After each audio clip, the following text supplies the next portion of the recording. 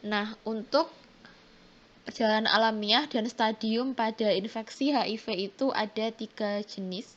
Yang pertama adalah pada fase 1, yaitu masa jendela atau window period. Jadi tubuh itu sudah terinfeksi HIV, namun pada pemeriksaan darahnya itu masih belum ditemukan adanya antibodi anti-HIV.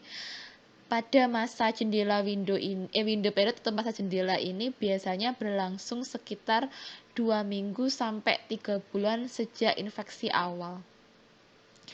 Pada fase ini biasanya penderita sangat mudah menularkan HIV kepada orang lain. Sekitar 30-50% orang mengalami gejala infeksi akut berupa demam, nyeri tenggorokan, pembesaran kelenjar getah bening, ruam kulit, nyeri sendi, sakit kepala, kemudian bisa disertai dengan gejala flu yang akan mereda atau sembuh dengan atau tanpa pengobatan. Jadi yang kita sebut sebagai fase flu-like syndrome ini terjadi akibat serokonversi dalam darah di mana saat replikasi virusnya itu terjadi dengan cara yang sangat cepat dan hebat pada infeksi primer HIV.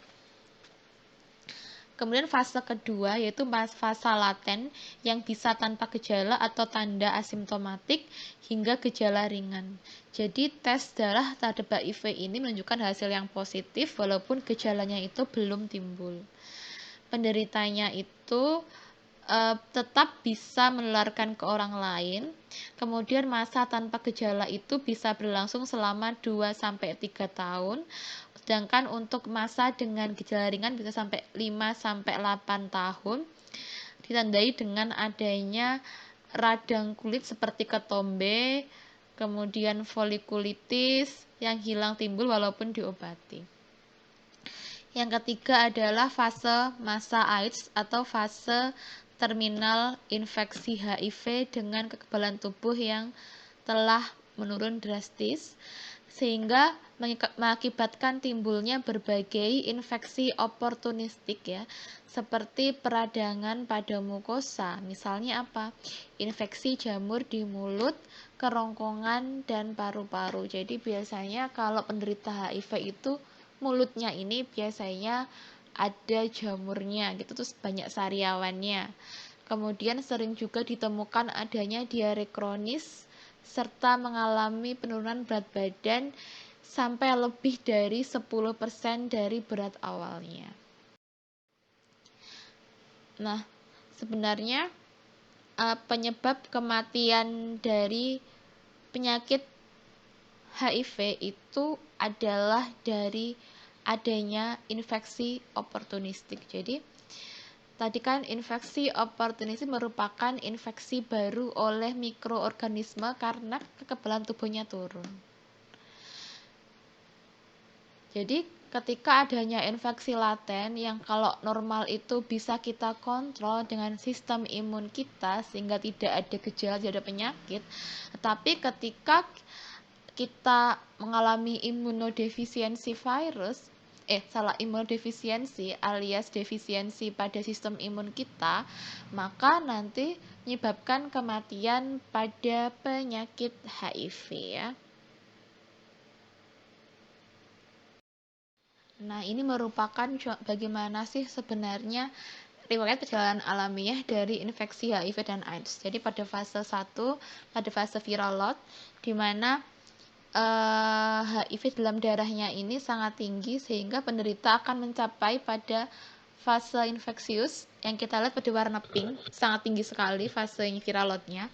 Kemudian limfosit T dan CD4-nya itu menurun tajam saat viral load-nya itu mencapai puncaknya yang warnanya kuning ya, yang CD4 dan limfosit T. Kemudian fase 2 itu di mana viral load-nya ini menurun drastis dan relatif stabil, namun limfosit T CD4-nya itu pun juga akan berangsur-angsur menurun. Jadi pada fase asimptomatik fase 2 itu yang tengah. Jadi 2 sampai 3 4 5 tahun itu ya. Kemudian yang ketiga di mana viral load-nya kembali tinggi. Nah, Tetapi CD4 dan sel T-nya itu hampir mendekati 0, sehingga adanya gejala berkurangnya daya tahan tubuh yang progresif diikuti dengan timbulnya berbagai jenis penyakit oportunistik seperti tuberkulosis dan sebagainya. Nah, untuk stadium klinis pada infeksi HIV itu ada 4, itu stadium 1, stadium 2, stadium 3, dan stadium 4. Jadi kalau pada stadium 1 berarti asimptomatik, tidak ada gejala yang terlihat. Kemudian stadium 2 mulai terlihat gejala-gejala ringan, mulai penurunan berat badan, ada luka di sekitar bibir kita, ada herpes zoster yang tidak sembuh-sembuh, ispa yang berulang, kemudian ada ulkus di mulut. Stadium ketiga sudah mulai pasiennya semakin kurus, banyak jamur di mulutnya, diare, kemudian suka demam yang nggak tahu penyebabnya apa. Kemudian biasanya terjadi dalam waktu yang lebih dari 1 bulan, kemudian bisa mulai ada infeksi oportunistik seperti pneumonia, piomyositis, TB paru, kemudian periodontitis ulceratif, kemudian nekrosik akut dan sebagainya. Nah, ini yang stadium 4. Nah, ini sudah mulai nih sindrom wasting alias pasiennya sangat kurus. Nah, di sini ahli gizi sangat berperan untuk membantu peningkatan berat badan pada kasus HIV. Nah, gejalanya sudah mulai sangat terlihat ya. Mulai dari kandidiasis, herpes simplex, limfoma, pembesaran di limfanya, bisa sampai ke kanker, kemudian juga sampai sudah masuk ke TB-nya, udah pneumonia yang parah, bahkan bisa meningitis, ensefalopatis, hingga gangguan fungsi neurologis ya. Nah, untuk tes HIV sendiri, jadi untuk mengetahui seseorang terkena HIV itu ada 2 tes yang digunakan, yaitu menggunakan tes HIV secara serologis dan secara virologis ya. Kalau yang secara serologis menggunakan metode Rapid Diagnostic Test atau RDT atau enzim immunoassay atau EIA dengan menggunakan antibodi atau fraksi protein. Kalau menggunakan virologi menggunakan metode PCR jadi ya, yang sering kita lakukan juga untuk virus COVID-19. Nah, metode PCR ini menggunakan namanya adalah polymerase chain reaction ya. Untuk tata cara alur tes HIV, jadi yang pertama adalah pasien bersedia tes di HIV, kita tes dulu antibodi. Kalau dia reaktif, tes lagi 2 kali antibodi yang kedua. Nah, kalau ternyata hasilnya non-reaktif, kita ulangi lagi tes HIV A1 dan A2. Tetapi bila pengulangan keduanya non-reaktif, maka kita sebut dia mengalami HIV negatif. Tapi ketika kita ulangi tes HIV-nya itu keduanya reaktif atau salah satunya reaktif, maka kita bisa mengatakan bahwa dia beresiko gitu ya. Kemudian yang ketiga adalah tadi ketika dicek reaktif, tes antibodi HIV A2-nya reaktif, kita lanjutkan ke tes antibodi HIV A3. Bila dia reaktif, maka bisa dikatakan bahwa pasien ini mengalami HIV positif. Jadi kalau hasilnya positif, kita rujuk ke pengobatan HIV. Tapi bila hasilnya negatif dan beresiko, yang ada poin nomor 2 itu berarti dianjurkan pemeriksaan ulang minimal 3 bulan, 6 bulan, dan 12 bulan dari pemeriksaan pertama sampai 1 tahun apakah dia masih negatif. Kemudian bila hasilnya negatif dan tidak beresiko, kita anjurkan untuk tetap berperilaku hidup sehat. Nah, kalau yang ketika dia masuk ke fase intermediate, jadi ketika A1-nya positif, A2 negatif, A3-nya positif, atau A1 positif, A2 positif, tetapi A3-nya negatif, maka kita perlu tes ulang dengan spesimen yang baru. Takutnya apakah mungkin ada kegagalan atau misalnya ada error gitu ya. Kita lakukan tes lagi setelah 2 minggu dari pemeriksaan yang pertama. Kemudian bila tetap intermediate, lanjutkan dengan pemeriksaan PCR.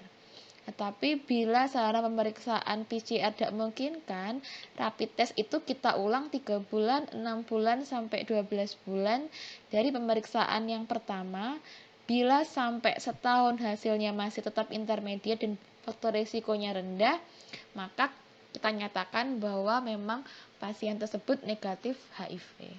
Sekarang kita masuk pada bagaimana sih tata laksana untuk orang dengan HIV/AIDS yang kita singkat dengan ODA. Yang pertama adalah kita lakukan pemeriksaan fisik lengkap dan lab untuk mengidentifikasi apakah ada IO atau infeksi oportunistik ya.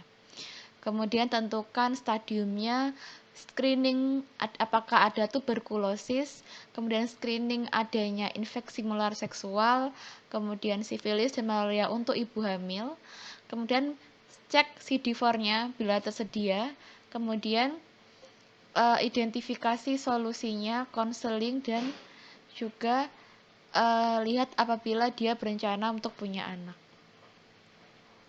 Kemudian jika memenuhi syarat untuk ARV, jadi ARV itu adalah antiretrovirus yang diberikan untuk pasien ODA atau orang dengan HIV/AIDS, diberikan bila memenuhi syarat untuk dilakukan pengobatan ARV. Jadi ARV itu adalah semacam antivirus untuk menekan supaya virus HIV ini tidak melakukan replikasi, tetapi ini ada syarat-syaratnya. Ini ranahnya dokter, kita tidak sudah terlalu mendalam untuk mengertinya. Kalau misalnya tidak ada infeksi oportunistik, maka dia mulai terapi untuk ARV. Tapi jika ada infeksi oportunistik, maka si ARV ini itu tidak akan optimal, maka kita obati dulu infeksi penyertanya atau oportunistiknya selama 2 minggu baru lanjut ARV. Tapi ternyata bila belum memenuhi syarat dari ARV, maka berikanlah rencana pengobatan dan pemberian terapi ARV-nya.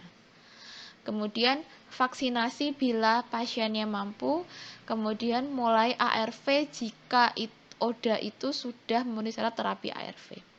Yang ketiga adalah ODA dengan adanya kendala kepatuhan tidak patuh dengan advice. Kita harus mulai pendekatan dengan konseling, kita cari solusi kepatuhannya secara timnya sehingga ODA itu patuh dan bisa mempunyai akses terapi untuk ARV. Jadi terapi ARV ini diberikan selama beberapa kali, jadi harus rutin diminum obat ARV-nya. Kemudian bagaimana sih cara mencegah penularan virus HIV itu? Maka yang belum menikah kita anjurkan untuk tidak melakukan hubungan seksual yang kita sebut dengan abstinensia, yaitu puasa dulu ya sebelum, jadi jangan melakukan seks bebas gitu ya. Yang kedua adalah saling setia pada pasangan yang tidak terinfeksi HIV. Be faithful, jadi saling setia. Jadi rata-rata ibu rumah tangga itu tertular HIV itu dari suaminya. Rata-rata seperti itu. Yang ketiga adalah gunakan kondom setiap kali berhubungan seks yang beresiko. Jadi kalau memang pingin jajan atau memang bandel ya, maka ya hati-hatilah gitu lah. Jadi gunakan kondom ketika kalian berhubungan seks, apalagi dengan orang yang suka gonta-ganti pasangan dan kepada penjajah-penjajah seksual. Yang keempat adalah hindari penggunaan jarum suntik secara bergantian dan tidak steril. Ini terutama kepada pemakai narkoba, apalagi yang bentuknya adalah menggunakan injeksi. Biasanya mereka ini suka berganti-ganti atau istilahnya saling bertukar untuk injeksi atau suntiknya, jarum suntiknya, sehingga meningkatkan resiko penularan pada penderita pemakai narkoba yang menggunakan injeksi. Kemudian VCT. Jadi VCT itu merupakan pelayanan secara sukarela dan rahasia untuk mendorong orang untuk datang ke tempat pemeriksaan HIV yang kita sebut sebagai VCT. Jadi ini merupakan preventif, jadi ada pelayanan secara sukarela, kemudian ada konseling. Jadi konseling itu sebagai komunikasi interpersonal yang efektif untuk perubahan perilaku. Jadi VCT ini biasanya ada di beberapa tempat kesehatan. Jadi ya memang adanya VCT, jadi ada voluntary, counseling, dan terakhir adalah testing. Jadi kita harus siapkan tes yang berkualitas dengan hasil yang cepat sehingga dapat meningkatkan kebutuhan orang untuk melakukan VCT. Jadi ini salah satu cara atau pencegahan yang dilakukan untuk meningkatkan testing dan mencegah penularan pada virus HIV. Nah, terima kasih. Nah, ini salah satu klinik VCT yang ada di RSUD Dr. Muardi di Surakarta. Sekian materi pada siang hari ini. Ini merupakan materi terakhir sebelum UTS. Silahkan dipelajari mulai dari pertemuan pertama sampai pertemuan ke-7. Kalau memang ada pertanyaan atau belum paham, bisa bertanya melalui forum yang akan saya buat di waktu jam kuliah. Kemudian atau memang membutuhkan masih tidak paham, perlu tatap muka, bisa menggunakan aplikasi video conference. Nanti silahkan penanggung jawab mata kuliahnya atau PJ-nya itu menghubungi saya. Sekian untuk hari ini. Selamat belajar untuk UTS. Sampai jumpa setelah UTS. Assalamualaikum warahmatullahi wabarakatuh.